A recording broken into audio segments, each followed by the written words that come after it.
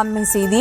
தேனி மாவட்ட ஆட்சியர் அலுவலகம் முன்பு மார்க்சிஸ்ட் கம்யூனிஸ்ட் கட்சியினர் போலீசாரிடையே தள்ளுமுள்ளானது ஏற்பட்டிருக்கிறது.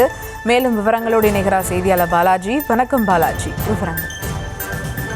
சுபா, தேனி அருகே உள்ள சின்னனூர் பகுதியில் அரசு புறம்போக்கு நிலம் இருக்கு. இந்த அரசு புறம்போக்கு நிலத்தை வீடுகள் இல்லாத, நிலம் இல்லாத பட்டியலின சமூக மக்களுக்கு வழங்க வேண்டும் என தமிழக அரசு அண்மையில உத்தரவு பிறப்பித்தது.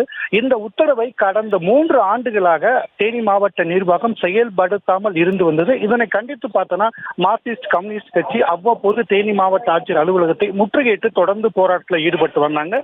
இந்த சூழல்ல இன்றும் அதேபோல் ஒரு போராட்டத்தை அறிவித்தாங்க.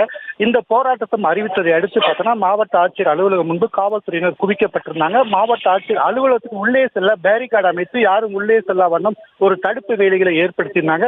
இந்த சூழல்ல மார்க்சிஸ்ட் கம்யூனிஸ்ட் கட்சியினர் மாவட்ட ஆட்சியர் அலுவலகம் நோக்கி உள்ளே செல்ல முயன்ற போது அங்கு இருந்த பேரிகார்டுகளை கீழே தூக்கி எறிந்தாங்க. அப்போது காவல்துறையினருக்கும் மார்க்சிஸ்ட் கம்யூனிஸ்ட் கட்சியை சேர்ந்தவர்களுக்கும் கடும் தள்ளுமுடி ஏற்பட்டது. இந்த தள்ளுமுடியின் போது பார்த்தோன்னா அங்கிருந்த பேரிகார்டுகள் தூக்கி வீசப்பட்டன. இதுல ஒரு சில காவல்துறையினருக்கும் ஒரு சில பொதுமக்களும் சிறிதளவு காயம் ஏற்பட்டது. இதனால இந்த இடத்துல ஒரு பதட்டமான சூழல் நிலவி வருகிறது. மேலும் பார்த்தோன்னா இந்த போராட்டம் காரணமாக இன்று பார்த்தோன்னா மக்கள் குறைதீர்ப்பு கூட்டம் நடைபெறும். ஏராள பொதுமக்கள் மாவட்ட ஆட்சியர் அலுவலகத்துக்கு சென்று தங்கள் கோரிக்கை மனுவை அளிப்பது வழக்கம். தற்போது மாவட்ட ஆட்சியர் அலுவலகம் முற்றிலுமாக மூடப்பட்டுள்ளது.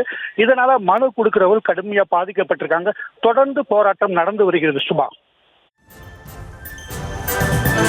விவரங்களுக்கு நன்றி பாலாஜி.